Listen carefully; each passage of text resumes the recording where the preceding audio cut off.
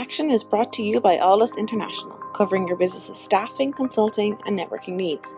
Our host, Mark Kelly, brings you the leading minds in AI, sharing their story, their success, and their advice. Focusing on fast-tracking you to the top, AI in Action cuts through the hype to help you kickstart your data science career. To listen to the latest AI in Action podcast, head over to www.alldus.com/podcast or subscribe via iTunes, Stitcher, or Google Podcasts. Hi, you're listening to the AI in Action Berlin podcast. I'm your host, Anthony Kelly, and today I'll be speaking with Ulla, Kruhse, Lehtonem and Dirk Hofmann, the co-founders at Dain Studios. Welcome to the show, guys. Thank you. Nice to be on the show. Yeah, hi. Welcome. Hi. Yeah, can you tell us a little bit about what you do at Dain Studios? Yeah, we as Dain Studios, we are kind of a data and AI focused company located in Finland and Germany with offices in Helsinki, Berlin, and Munich.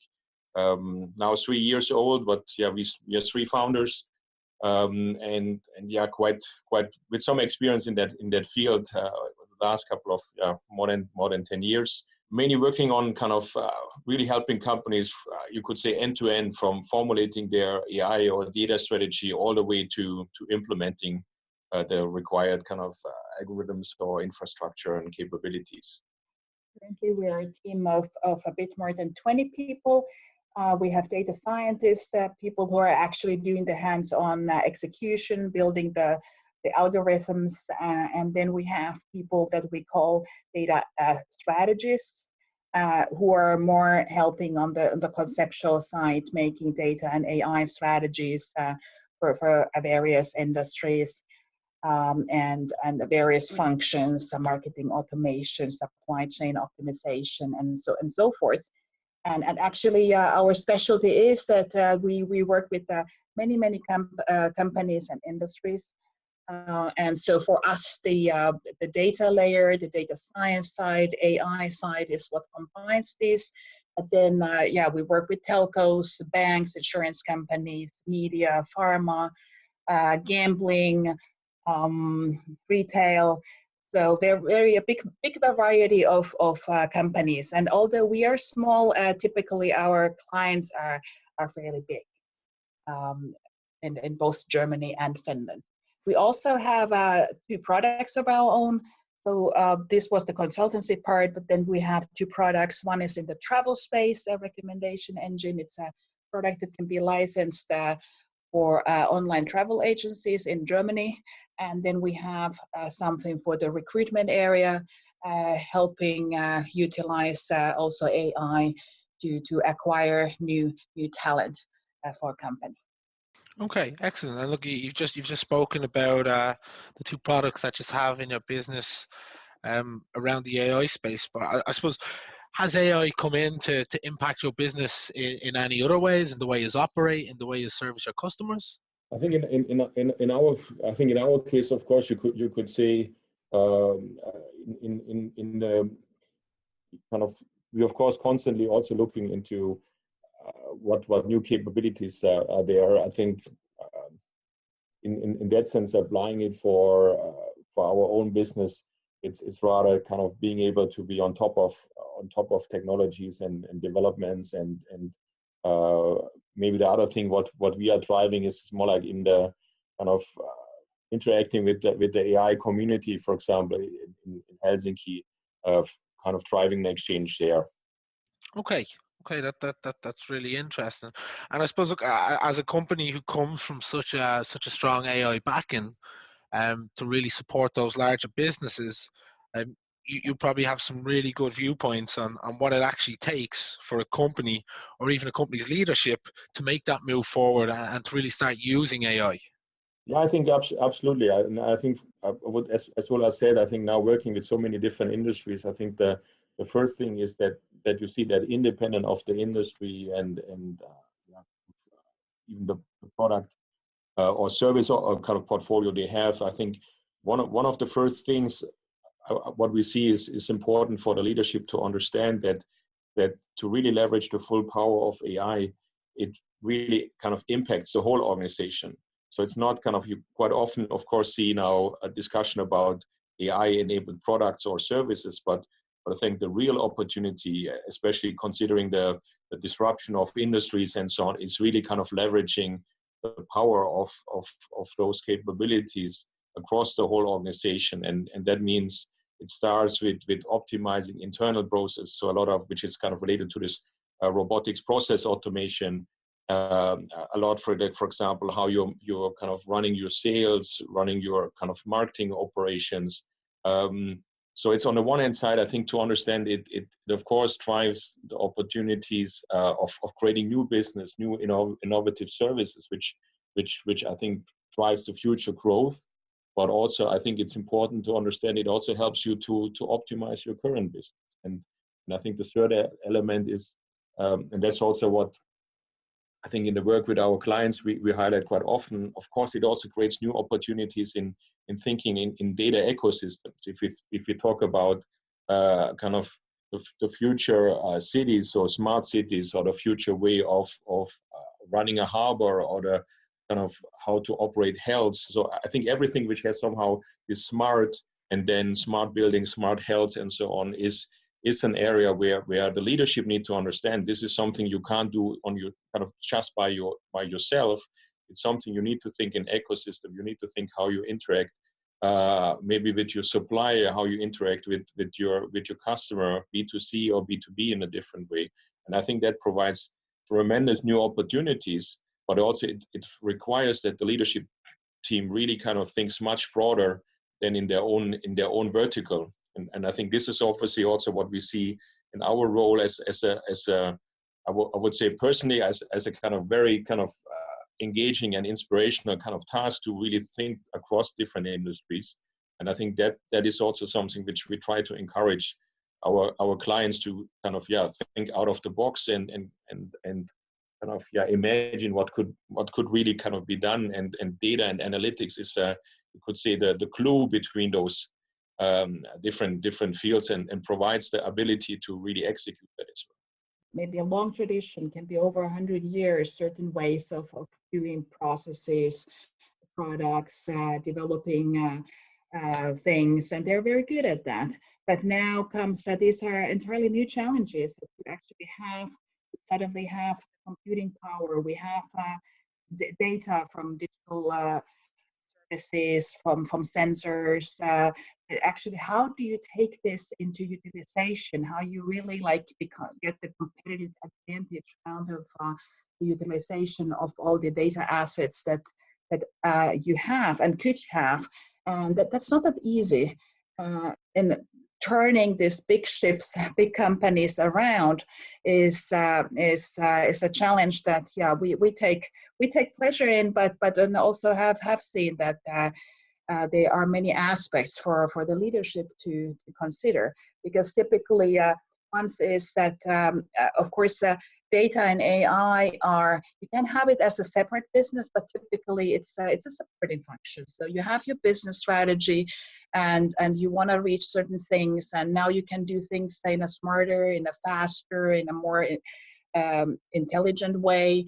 And but you need to have the structure you need to have your organization supporting it. You need to have the right skills, and of course you need to have the data people skills. But and you need to also have actually other units as well. So the leaders, the managers, the middle management understand what this is all about. You need to have the data in a format that can be utilized. It's not a data asset. It's not something that you have different data marts and sources here and there, but they are actually in a place where it's relatively easy to utilize it, so people can innovate. It's not just one team, the data science team, that innovates, but it's actually the whole organization can use data for new ideas and testing and experimenting. So that's one area. Then you need to you want to have your privacy in place, especially on the consumer side. Very important. GDPR, security needs to be ensured. You need to have the technology, the architecture resolved. Typically, there is no vacuum, especially with all companies have a lot of legacy systems. How do you bring in the new cloud infrastructures? What is the role of all these different systems? How do you make it really enable real timeness, that you are able to act immediately on the data on that is generated. Just to name a few of these typical challenges that companies face. No, I think as mentioned, but for this our client base, I think with this kind of long heritage that these companies have, I think it's of course on the one hand side a huge opportunity because they are established player in the market. That means they are able to kind of approach the kind of a large customer base in B2C as well as B2B. But at the same time, of course, they quite often have a very strong culture which has been built around their kind of core initial business. And I think one of the challenges where the leadership plays a fundamental role is really to leverage kind of their strong DNA, but at the same time also opening it up for these new opportunities. And that's of course a quite tough process. It requires kind of you need to kind of it's people skills, it's mindset and so on. It also means for us an important message to kind of when we talk with the CEOs or the leadership team is also that they understand there's no silver bullet in terms of you kind of now acquire data capabilities or AI solutions, but that you also need to really kind of work with it's a journey, and you need to kind of take your team along, and that's also our approach, that we work very embedded with those organizations, because at the end it's not something you can just inject from the outside. It really needs to grow from the inside. But if you manage that, I think then it is really part of your strong DNA and gives you a sustainable kind of your benefit you can leverage then in your offering and how you interact with your customers. No, look, that's great and very insightful. I suppose I have a question on that. Like, have you ever had a company that said, yeah, we want to do AI, yeah, we want to do machine learning, but then never actually put real value into their data and wasn't really willing to create that ecosystem, but just wanted to do AI because they heard it's the trendy thing on the market? Like, do you have to educate them? Like, what process does that look like? Yeah, I think it's a kind of very interesting question. I think what we actually did for ourselves, and then we shared it in some of the presentations we gave at some occasions. So we identified actually kind of six personas in terms of company personas, and I think one of them is a bit this kind of they're more like they're kind of looking for this kind of black box or a magic machine you license and then it solves all the problems.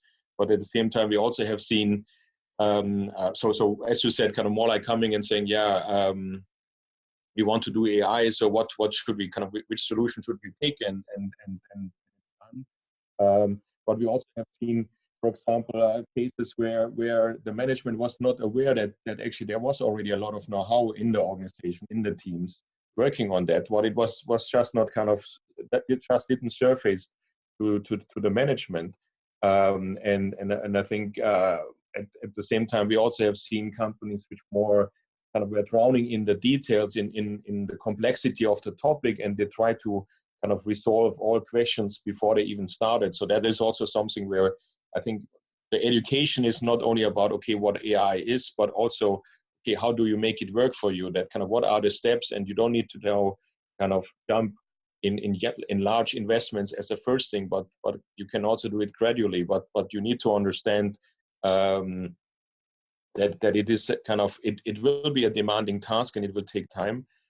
Maybe the other segment we have seen is that there is an initial excitement, especially I would say if you take 2018 and maybe 17, where AI was really a skyrocketing kind of buzzword. Before it was big data. Now big data is more like kind of old-fashioned.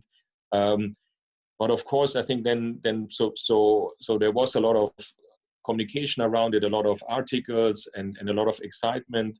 But then, as soon as some of the companies started their initiatives and then realized that it's quite tough and it takes time, they were also kind of slowing down a bit. And I think this is also interesting to see, how kind of, what is the sense of urgency for the company? And our strong recommendation here is that, as it is a journey, so rather start early, but kind of you don't need to kind of now start in extreme pace. Rather do your kind of proper steps, but making sure that you kind of build something which is really sustainable. Yeah, and it's sometimes you even like hear this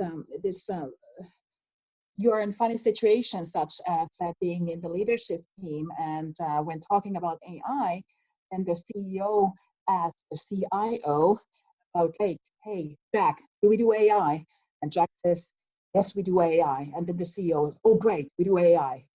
So, so this is exactly kind of what we were talking about earlier. So you shouldn't think about it just like we have this one program, we are building this robot, and that's now we are all set with AI. But hey, how do we actually take it from that? And how do we really, people speak about being data driven, and you can say also AI driven if you want, but how do you really make the bigger business impact for your company using data, using machine learning, using the new methods that are available. And of course there too, so we see this really that the leadership plays a big role. And maybe something to mention specifically is something which we call pilotitis. It's that you need to overcome. So it's really good to start small, and it also makes sense instead of making a 3-year plan and then exhausting everybody out because everything is so slow, that you start with smaller peaks and really trying to make the showcases. But with some companies, I think this is kind of well understood, which is good. But then some companies kind of get in the loop that they never get out of this pilotitis. They just do, even though it has been proven over and over again that this works. Actually, there are good results, but they're still very I don't know if it's people are scared or they're kind of hesitant to make the jump and make the investment, because this requires investment if we're talking about really making a big change for your processes. So they're still looking for this, like, can't we just, if we do something real small, like here and there, and maybe it will, we will still get out what we want. So we named this big goal, we can be data driven, data is in the core of our business, but then really, walk the talk is where it gets hanging. And that's also something where we then really oftentimes need to encourage the leadership teams to make this jump. Yes, we cannot make an exact business case, so in some ways this is also a matter of faith. But if you see that this is where the world is going, then let's do it. There is a nice saying, accelerate the inevitable. And that's really, what we believe in. If you know that this is what's going to happen anyway, even if it's hurting your current business, and even if it means some painful decisions, then you should still do it. Yeah, look, and that's a lot, and I also hear of a lot of that happening today when I'm speaking to people too. And I know we've actually even touched off a couple of them already, but I suppose in your opinions, like, what do you feel are the biggest misconceptions about AI? Well, a couple of misconceptions are, for example, like people believe that algorithms are biased and they are discriminating, and so somehow humans will have a better morale, and that's a typical misconception, which you can say that actually algos, they don't have any specific morale in any direction. So it's math, and basically as a leader, it's good to understand. I would say sometimes it doesn't really matter if you understand the exact workings of the inner workings of an algo and which method has been used, but you should understand what is the basis that the algorithm works on. So what data has been used to teach it, and then what are the outcomes, so that you can understand the input output, what are the limitations there that the decisions are being made. So of course, if the input data is biased, then the algorithms will learn those biases, and because they learn patterns in data. So that's a good thing to understand. But at the same time, it's a misperception that humans are objective and that we don't have any prejudices. And especially when we have been working on this, the recruit automated and AI-based recruitment, that was something that we heard quite a bit. That yeah, you shouldn't trust algorithms to make recruitment decisions. And we also always preach that don't let the algos make the final decisions, but that should be made by humans. But you can still say in the selection process, algos can help a lot. And in many places, algos, as said, they don't have a morality per se. So they treat everyone equally. They treat like they have been taught, like they have been programmed and what they have learned. So actually a well-trained, tested algo is going to be more objective than a human. Kind of, yeah, very, very kind of, you could say, believe that the ultimate goal is that everything is kind of decision making and business processes automated. So kind of assuming that data kind of AI will take over, and it goes partially along the fear that will it kill jobs and so on. But I think in reality, I think first of all, it will create, and that's already visible now if you look into that, it creates a kind of tremendous amount of new job roles and so on. Second, I think also in a way, it might be that certain processes are fully automated, but also I think this of course frees up the opportunity, as I mentioned a bit earlier, about kind of leveraging the time for innovating on new capabilities. So at the end, I think when we talk about the data-driven company, I think it's more like that we talk about that you optimize the company on a whole level, not on an individual product or a business unit level, but you really leveraging you kind of the knowledge, the intelligence on a whole kind of whole company level, and kind of identify new opportunities and patterns which you otherwise wouldn't even kind of identify. I think we have seen cases. I think one area we work is in the life science space, and I think you will see innovative kind of medicine in the future, which I think for us as humans, it's just very difficult to kind of considering all the kind of the possibilities and combinations you could think of. And this is an opportunity where you will see kind of new innovations which otherwise wouldn't be possible. So data driven in that sense, it's not about you automate and that means replacing people, but it means kind of a source for new opportunities and innovations. Great, look, that great stuff, very insightful there. And just a final question before we finish up, look, what AI topics do you see emerging in 2019? Yeah, I think this is of course a very interesting question, and I think especially around Christmas and New Year, you have all these kind of predictions, the top 10 things happening in 2019 and so on. I think as I mentioned a bit earlier, I would say I see that this year there will be more discussion about, okay, what is the real kind of business impact and how AI will scale. I think in some areas, my prediction is that people will get bored about this, listening to the same kind of, I think a bit what Ulla also said, these pilot cases and so on. They are interested and they show, I think, the opportunity and the potential. But I think this year, my prediction is that kind of companies, leaders, people will more be interested about, okay, what has been kind of, what is the kind of really sustainable change? What are we doing differently? What is the kind of significant upside generated by AI? So I think this, of course, relates also really to this transformation of the company.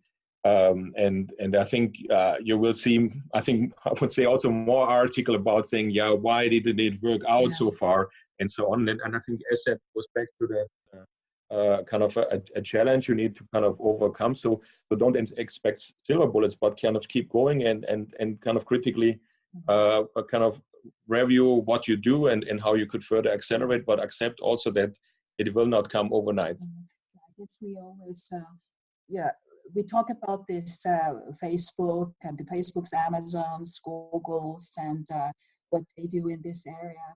But they didn't do it overnight. So they have been very systematic with working towards these goals, and also really being born data-driven more or less from the start. So which is the challenge for bigger companies, old companies, that this is not something gimmicky.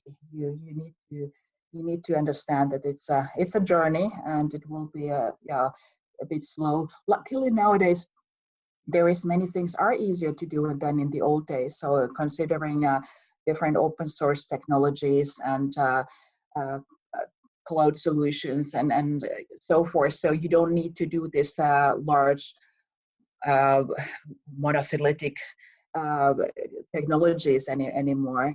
But you can, things are modular, you can combine and so forth. So, but I agree, there is always this buzz curve where an AI last year was very much the big buzz, and everybody wanted to be AI driven without necessarily understanding what it actually means, what's behind. And we just want to do AI, and I think there is a certain type of humbleness and realism also coming into play over like this year, next year. That what does it actually take, and what will actually change, and what do we need to focus on. And like we talk a lot about this company level transformation, a good way to start is think about your business goals. So, and what is it actually, not just for every unit that what you want to optimize, but where do you actually want to go as a company, and be instead of having 40 goals, then have 5, and then trickle them down what they mean for each unit, and then build a system, use data, use machine learning techniques, amongst other ways. Of course, this is only one piece of the question. Is machine learning and data, then, but actually systematically work towards those goals, because that's then the way where you can achieve the bigger change. And maybe one recommendation is then in this journey, kind of get engaged with the data teams in-house, or of course there's also something we are kind of as a company are involved in helping organization is kind of coming from the top down, from where do we want to go, and kind of have this discussion, interaction with the data team, how they can help and enable to reach those goals. So I think it's kind of don't glorify now AI as the it's kind of the problem solver, but more like seeing it as an enabler, helping you to kind of get closer to achieving those ambitions you have as a company. And one nice role actually for a company to establish is what we call a data strategist. So it's I think McKinsey calls it a data translator. But that sounds a bit more limiting to me.